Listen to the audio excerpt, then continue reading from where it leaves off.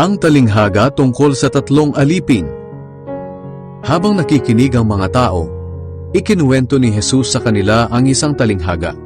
Dahil malapit na sila sa Jerusalem at ang akala ng mga tao ay makikita na nila ang paghahari ng Diyos.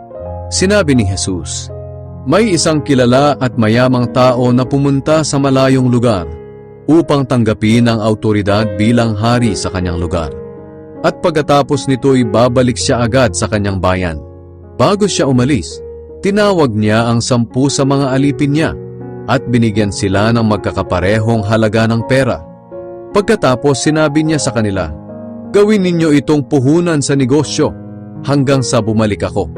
Pero ayaw sa kanya ng mga kababayan niya. Kaya pagkaalis niya, nagpadala sila ng mga kinatawan doon sa pupuntahan niya para sabihin sa kinauukulan na ayaw nila na maghari siya sa kanila. Pero ginawa pa rin siyang hari. Nang makauwi na siya sa bayan niya, ipinatawag niya ang 10 alipin na binigyan niya ng puhunan para malaman kung magkano ang tinubo ng bawat isa. Lumapit sa kanya ang una at sinabi, 'Ang perang ibinigay niyo sa akin ay tumubo po ng 10.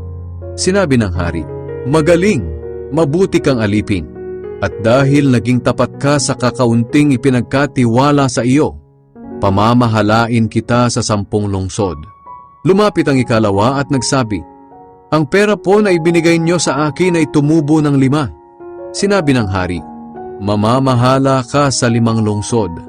Lumapit ang isa pang alipin at nagsabi, "Ito po ang pera ninyo.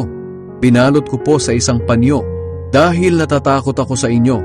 Alam ko kasing mabagsik kayo. Kinukuha ninyo ang hindi ninyo pinaghirapan at inaani ninyo ang hindi ninyo itinanim." Sinabi ng hari, "Masamang alipin, hahatulan kita ayon sa sinabi mo. Alam mo palang mabagsik ako, na kinukuha ko ang hindi ko pinaghirapan at inaani ko ang hindi ko itinanim. Bakit hindi mo na lang idineposito sa bangko ang pera ko para sa pagbalik ko ay makuha ko ito ng may tubo?"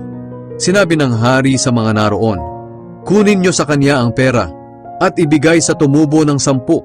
Sinabi nila, "Kumita na po siya ng 10. Sumagot ang hari, "Tandaan ninyo, ang mayroon ay bibigyan pa.